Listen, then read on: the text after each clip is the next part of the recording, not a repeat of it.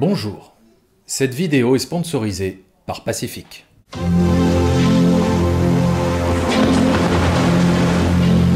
Force and Nice.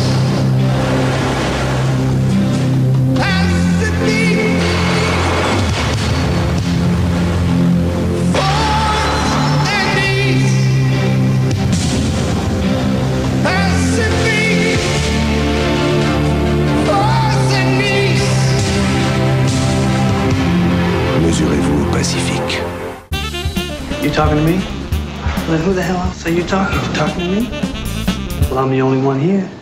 Bonjour et bienvenue dans cette nouvelle vidéo en plein confinement. Voilà, j'ai pris un micro-main pour que vous puissiez mieux m'entendre puisque eh bien, mes enfants sont dans la maison, sont dans la baraque, donc ils peuvent débarquer à tout moment de façon inopinée et mettre en péril l'enregistrement audio et rendre un petit peu inaudible eh bien, l'enregistrement. C'est pour ça qu'avec un micro comme ça, normalement, le son de ma voix devrait être bien isolé et vous rendre l'écoute agréable. Voilà, donc on est là, je ne sais pas pour combien de temps encore, mais écoutez, on va tenir bon, et on va avoir le dessus sur ce putain de virus. Et voilà, c'est pour ça que j'ai voulu faire une vidéo qui remonte le moral en vous proposant 10 films qui remontent le moral.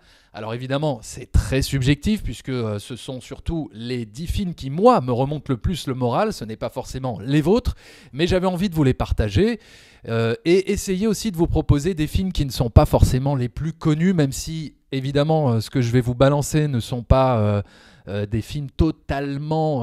Enfin voilà, des films que personne n'a entendu parler, voilà. Je ne vais pas m'amuser à faire le malin et vous proposer un film polonais de 1964 en noir et blanc. Voilà, je vais évidemment vous parler de films que la plupart d'entre vous connaissent, mais sans non plus aller vers les plus évidents. Voilà, je ne vais pas vous parler des Pixar, je ne vais pas vous parler des comédies les plus connues. Donc, je vais vous livrer ces 10 films qui, moi, personnellement, me remontent le plus le moral et qui, j'espère, vous accompagneront pendant ces jours de confinement pour, eh bien, ouais, vous réchauffer un peu le cœur. Donc, il n'y a pas d'ordre particulier, il n'y a pas un ordre croissant ou décroissant. Ce sont 10 films, voilà, on va commencer par le tout premier film. Et donc, le tout premier film dont j'ai envie de vous parler, c'est les Blues Brothers. On aurait dit Tarantino. Donc voilà, les Blues Brothers, un film réalisé par John Landis au début des années 80, qui est pour moi tout simplement la meilleure comédie musicale de toute l'histoire du cinéma, avec peut-être Chantons sous la pluie évidemment. Mais j'ai toujours beaucoup plus aimé les Blues Brothers parce que déjà parce que niveau musique, je trouve que c'est fantastique, c'est du caviar. On a du James Brown en passant par du Ray Charles, du Aretha Franklin. Il y a aussi tout un aspect comédie burlesque avec des poursuites infernales en voiture qui mettent à l'amende tout ce que vous avez pu voir dans Fast and Furious. Enfin, en tout cas, moi, ces séquences-là m'impressionneront toujours beaucoup plus que toutes les scènes de Fast and Furious, toutes les scènes de bagnole que vous pouvez me balancer de cette saga Fast and Furious, toute fake et en fond vert et en effets spéciaux. Voilà, là, c'était du dur, là, c'était du tangible, c'était du concret, c'était des vraies carcasses de bagnoles qui s'entrechoquaient. Voilà, la scène de la course-poursuite dans le centre commercial, c'est du culte de chez culte. Les personnages sont attachants, il y a des dialogues à mourir de rire, c'est extraordinaire. Les Blues Brothers, voilà, si vous voulez passer un bon moment, si vous voulez respirer un peu, matez ce film, voilà, vous allez vous régaler si vous ne le connaissez pas, musicalement, au niveau de la mise en scène, au niveau des personnages, au niveau des dialogues, c'est exceptionnel. En numéro 2, je vous dirais La folle journée de Ferris Bueller, réalisé par John Hughes, le réalisateur culte des années 80, le plus grand réalisateur de comédie adolescente des années 80, enfin même on va dire de tous les temps, le réalisateur de Breakfast Club, de Une créature de rêve, le scénariste aussi de Maman, j'ai raté l'avion, ne l'oublions pas, et aussi le réalisateur de 16 bougies pour Sam. Donc, eh bien parmi tous ces films qui sont tous géniaux, j'ai préféré mettre en avant La folle journée de Ferris Bueller parce que, eh bien, quelque part, c'est une vraie bulle d'oxygène ce film, puisque c'est l'histoire d'adolescents qui décident de sécher les cours et de passer une journée entre amis à Chicago, en pleine ville, à visiter des musées, à aller dans les meilleurs restaurants. Et je vous recommande de le regarder, voilà, si vous voulez passer un moment sympa et vous évader à travers la folle journée de Ferris Bueller. Voilà, film culte absolu des années 80. C'est un film que j'ai regardé toute mon enfance, toute mon adolescence et que j'ai découvert grâce à mon cousin Dirty Tommy. Donc merci à lui. Voilà, c'est un film qu'on n'arrêtait pas de louer dans les vidéoclubs à l'époque. Donc voilà, si vous voulez vous évader, si vous voulez vous faire du bien, si vous voulez respirer, regardez la folle journée de Ferris Bueller, ça vous fera un bien fou. Troisième film, The Party de Black Edwards avec Peter Sellers. Alors c'est tout simplement l'une des meilleures comédies des années 60 et l'une des meilleures comédies de Black Edwards. Black Edwards, c'est le réalisateur de La Panthère Rose, des films Panthère Rose avec Peter Sellers. Et donc The Party, eh bien pareil, on est en plein dans les années 60. Et avec tout le folklore jovial et musical des années 60. Peter Sellers qui joue le rôle d'un acteur indien qui s'incruste dans une soirée à laquelle il n'est même pas invité et qui va tout retourner, qui va foutre un bordel pas possible. Ça va partir totalement en cacahuète et c'est génial. C'est un film qu'on peut regarder en famille avec les enfants. Je sais que moi je le montre à mes filles et elles sont mortes de rire. Elles passent un super moment. Donc voilà, The Party, l'une des meilleures comédies de Black Edwards à regarder en famille. C'est très frais, c'est très sympathique. Je vous le recommande. Quatrième film, American Graffiti de George Lucas. C'est le film qu'il a réalisé juste avant le premier Star Wars en 77. Et pourquoi j'ai choisi ce film ? Parce que c'est un film qui m'a toujours fait du bien. Tout simplement parce qu'on suit en fait le destin de plein de personnages, de plein de jeunes, d'adolescents pendant les années 50. Donc déjà il y a toute cette musique géniale, tout ce rock génial des années 50 qui accompagne tout le film. La BO est d'enfer. Et c'est un film qui me fait du bien parce qu'on est dans une ville, une petite ville de Californie, mais super vivante, où tous les personnages vont se rencontrer, prennent leur bagnole, traversent toute la ville, c'est un film hyper vivant en fait. Tous les personnages sont attachants, il y a une légèreté, il y a une fraîcheur dans ce film qui fait du bien, qui est communicative. Il va y avoir Richard Dreyfuss qui est complètement obsédé par une blonde qui va essayer de retrouver dans toute la ville. On va croiser Harrison Ford qui joue ici l'un de ses premiers rôles dans un film. Voilà, on va avoir plein de destins de personnages qui vont s'entrecroiser entre Ron Howard, Richard Dreyfuss, Harrison Ford, tous ces jeunes acteurs qui débutaient et qu'on retrouvait déjà dans ce film de George Lucas. Voilà, c'est marrant, c'est frais, c'est léger, ça fait du bien de voir toute une galerie de personnages jeunes dans un film. Ça donne un côté très effervescent, très rafraîchissant et c'est pour ça que je vous le recommande. Cinquième film, Tombe les filles et tais-toi avec Woody Allen, mais pas réalisé par Woody Allen, scénarisé par Woody Allen, mais pas réalisé par lui. Alors pourquoi j'ai choisi ce film et pas un film réalisé par Woody Allen, puisqu'il y en a plein d'autres qui sont évidemment extraordinaires, mais ça c'est vraiment mon goût personnel, mais c'est un film qui m'a toujours fait rire, parce que là on y retrouve Woody Allen dans son rôle, oui, de névrosé, mais je dirais que c'est peut-être dans ce film où il est névrosé mais poussé à son paroxysme, où il est le plus angoissé, le plus gauche, le plus c'est vraiment Pierre Richard quoi. Et c'est le mec qui essaye de s'emballer des nanas, mais qui évidemment a le charisme de Woody Allen. Donc tout est dit, voilà. Et c'est à mourir de rire. Moi, il y a des scènes qui me font exploser de rire. Et Tombe les filles et tais-toi si vous voulez passer un moment marrant. Vous regardez ce film.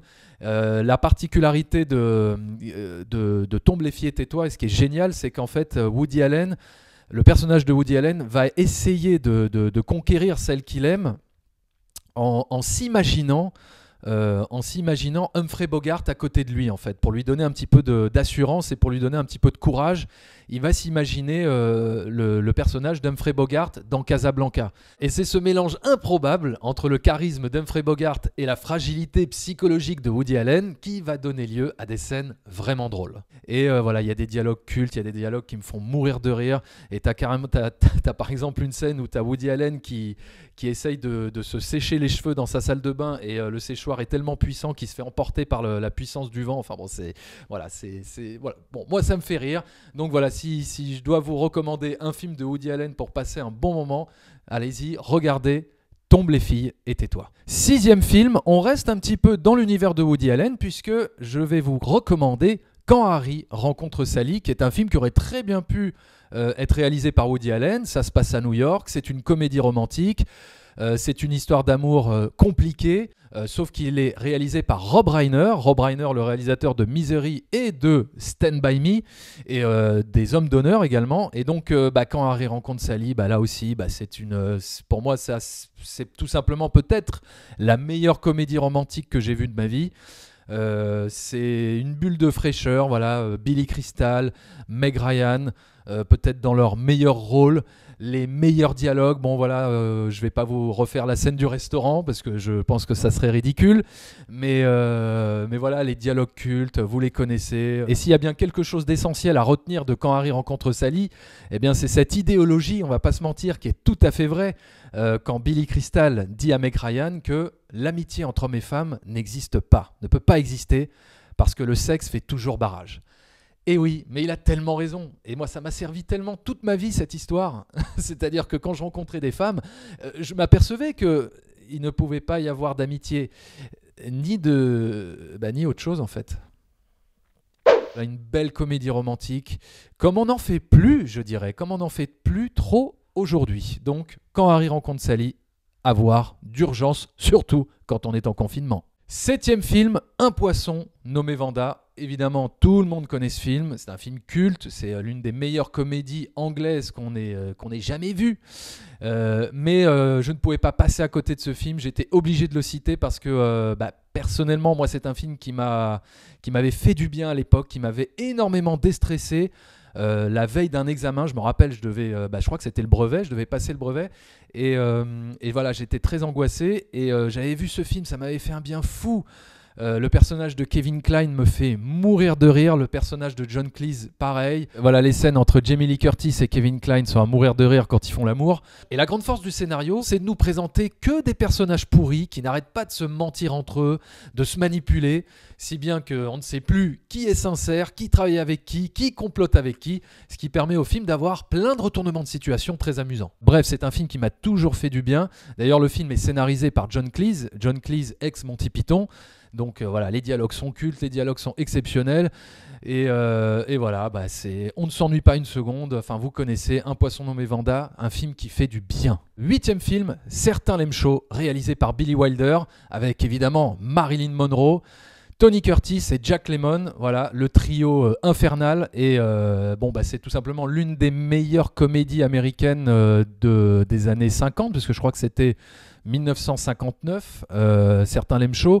Alors il y avait aussi l'excellente comédie La Garçonnière de Billy Wilder, du même réalisateur, mais je privilégie Certains l'aiment chaud parce que je trouve ça peut-être un petit peu plus marrant.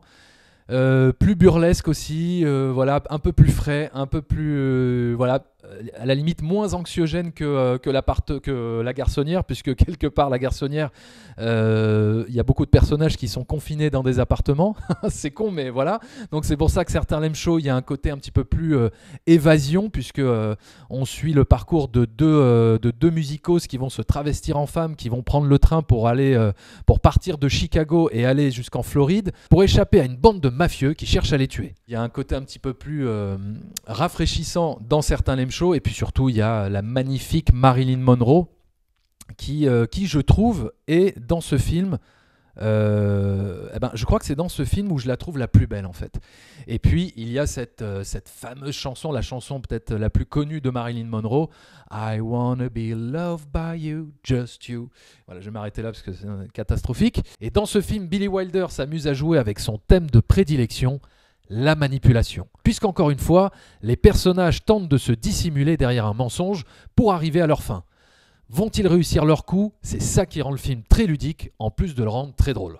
Et Jack Lemmon est extraordinaire, et Marilyn Monroe, elle est à la fois touchante, fragile, naïve et en même temps magnifique. Enfin voilà, donc si vous voulez passer un très bon moment, regardez Certains l'aiment chaud avec peut-être la meilleure réplique de fin de toute l'histoire du cinéma. Enfin en tout cas la réplique de fin la plus drôle de toute l'histoire du cinéma.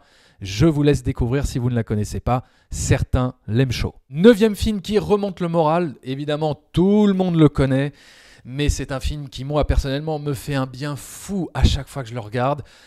C'est ma petite Madeleine de Proust. C'est les Goonies. Pourquoi ça fait du bien, les Goonies ? Eh bien, tout simplement parce que c'est un film qui a pour protagoniste des enfants. Voilà, on suit l'aventure à travers des enfants. Et à partir du moment où tu me mets des enfants comme personnages principaux, eh bien, il y a tout de suite quelque chose de magique, il y a tout de suite une certaine innocence, quelque chose de pur, une certaine fraîcheur qui se dégage du film.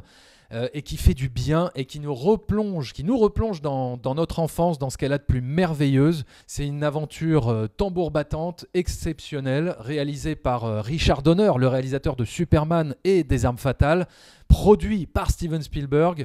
Donc c'est le film Amblin culte des années 80 pour toute une génération, avec tous ces personnages mémorables, Bagou, Choco, Brent, Data... et Sinoc, enfin bon, les dialogues sont cultes, on passe toujours un excellent moment. Donc les Goonies, un film absolument à regarder quand on a le moral dans les chaussettes. 10e film, pour un peu se remonter le moral, je vous suggère de regarder Tootsie. Tootsie, un film avec Dustin Hoffman, réalisé par Sidney Pollack, film du début des années 80, qui a un petit peu le même concept scénaristique que Madame Doubtfire, puisqu'on va suivre l'histoire d'un comédien qui va se travestir en femme pour trouver un rôle dans une série télé. Alors ce n'est pas c'est pas le même enjeu que Mrs. Doubtfire, ce n'est pas pour retrouver ses enfants, être auprès d'eux, etc. Mais on a quand même le même point de départ du film Madame Doubtfire, qui arrivera sur les écrans à peu près 13 ou 14 ans plus tard que Tootsie. Et donc Dustin Hoffman nous fait un numéro exceptionnel. C'est un film, c'est un film léger, c'est un film drôle, c'est un film qui moi me fait toujours du bien, qui me fait rire. J'adore la musique du film. D'ailleurs, c'est marrant parce que la musique de Tootsie est composée par Dave Grusin, qui est le même compositeur que les Goonies. Donc j'ai pas fait exprès, mais tout se recoupe, c'est merveilleux. Et donc on va suivre le destin de cet acteur qui va donc monter cette supercherie en se travestissant en femme et gagner et donc obtenir le rôle d'un personnage féminin dans un soap opéra. Et donc jusqu'où va aller la supercherie, jusqu'où il va réussir à maintenir l'illusion auprès de tout le monde. Voilà, c'est un film qui fait du bien, c'est un film très drôle. Et avec une belle histoire d'amour aussi entre lui et Jessica Lange. Et à travers cette comédie en apparence pleine de légèreté, on trouve aussi un plaidoyer très pertinent, très fort sur la condition des femmes dans notre société, puisque le personnage de Dustin Hoffman ne va pas arrêter de se faire harceler par tous les hommes qu'il va croiser. Voilà, je vous recommande de regarder Tootsie pour le 10e film. C'était ma petite liste de 10 films que je voulais vous partager pour vous remonter un petit peu le moral pendant votre confinement, mais évidemment, il y en a plein d'autres des films. Et je dirais que même en bonus track, moi, si je devais choisir le film qui pourrait le plus me remonter le moral, ce serait Superman de Richard Donner, le Superman de 1978. Voilà, j'en ai déjà parlé sur la chaîne, j'ai même fait 2 vidéos sur le sujet. Vous le savez, c'est un film qui me tient énormément à cœur, c'est un film qui m'a toujours fait du bien, toute mon enfance, adolescence, vie adulte, tout ce que vous voulez.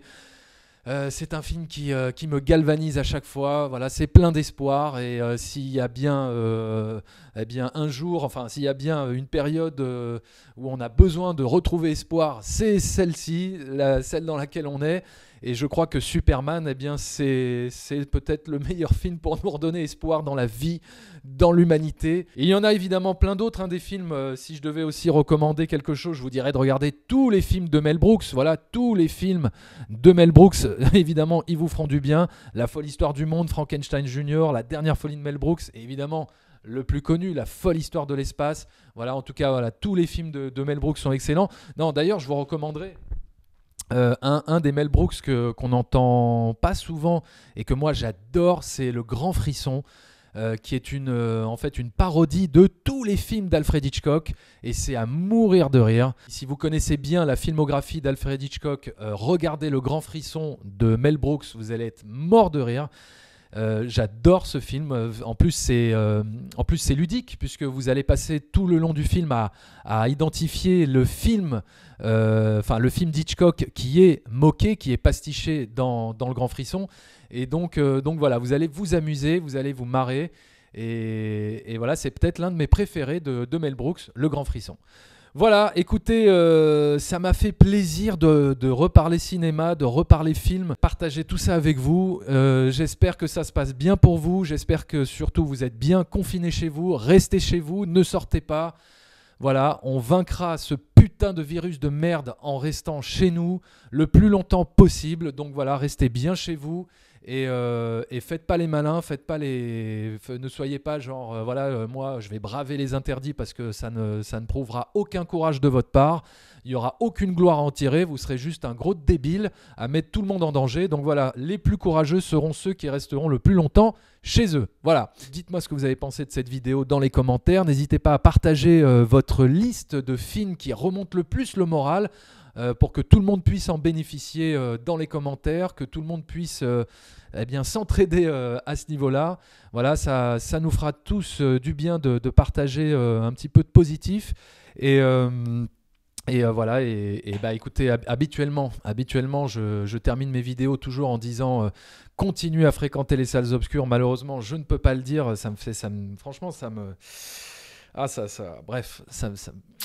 c'est dur. Restez chez vous, à regarder des films, à lire des bouquins, à jouer avec vos enfants si vous en avez, à vous occuper, à faire du sport. Mais voilà, on se retrouve très bientôt, j'espère, pour de nouvelles vidéos, de nouvelles aventures cinématographiques. À très bientôt, portez-vous bien. Ciao.